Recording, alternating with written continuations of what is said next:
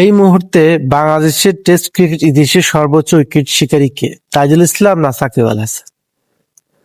অনেকে বলবে এটা যৌথ হাইয়েস্ট, দুজন মিলিয়ে আর কি 246 উইকেট আছে। তবে আমি বলবো এই মুহূর্তে বাংলাদেশের টেস্ট ক্রিকেটের সর্বোচ্চ উইকেট শিকারী তাইজুল ইসলাম।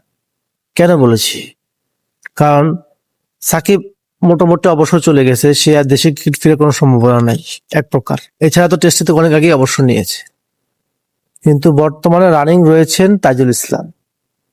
আরো একটা ইনিংস আছে, সেই ইনিংসে তো বল করবে। যদি একটি উইকেট পায় তাহলেই দেশের ক্রিকেট অর্থাৎ দেশের টেস্ট ক্রিকেট ইতিহাসে সর্বোচ্চ উইকেট শিকারী হবে।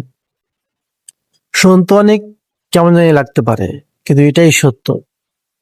বাংলাদেশের টেস্ট ক্রিকেটে 300 উইকেটের হয়তো বা নিয়ে নিতে পারেন তাইজুল ইসলাম।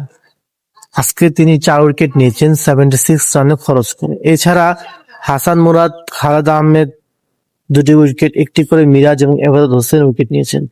এবাদত হোসেনকে একটু আলাদাভাবে বলতে হয়, কারণ এবাদত হোসেন দীর্ঘদিন পর আসলে টেস্ট ক্রিকেট ফিরেছেন। এছাড়া তিনি ইন্টারন্যাশনাল ক্রিকেটও দীর্ঘদিন পর ফিরেছেন।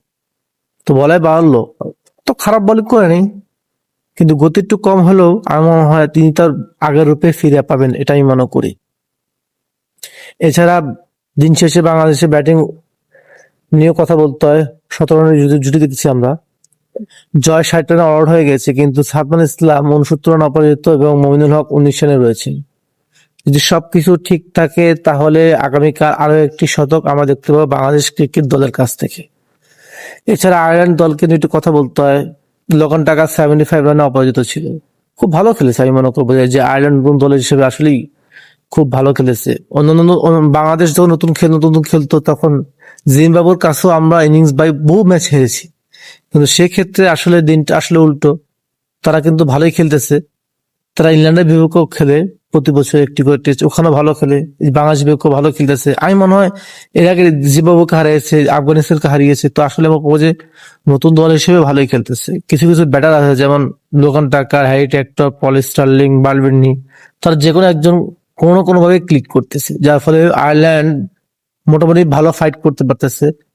তো এই টেস্টেও ফাইট করতেছে, হয়তো হারবে, কিন্তু হারলে আমি মনে করি যে ভালো ফাইট করেছে। তবে দিন শেষে একটি কথা বলতে চাই যে আজকে সকালে একটি ভয়াবহ আমরা ভূমিকম্পের শিকার হয়েছি। মানে গত 30 বছরের ভিতর সর্বোচ্চ হাইয়েস্ট যে ভূমিকম্প 5.7। বাট আমি নিজেও ইনজুর্ড হয়েছি, আমার হাত ছিলে গিয়েছে, বহু মানুষ হতাহত হয়েছে, প্রনটাকে 3 জন মানুষ জেট স্পটই হয়েছে। তো আমরা সবার জন্য দোয়া প্রার্থনা করব যাতে সুস্থ হয়ে বাড়ি ফিরে। মৃত্যুর জন্য আমরা আত্মা মাগফিরাত ছাড়া কামনা করব। এছাড়া পরবর্তী অর্থাৎ এই ধরনের ভূমিকম্প যাতে না হয় আল্লাহর কাছে আমরা বেশি বেশি করে দোয়া করব এবং মাফ চাইবো যাতে করে এই ধরনের ভূমিকম্প আমাদের দেশে না দেয়। ধন্যবাদ। আসসালামু আলাইকুম।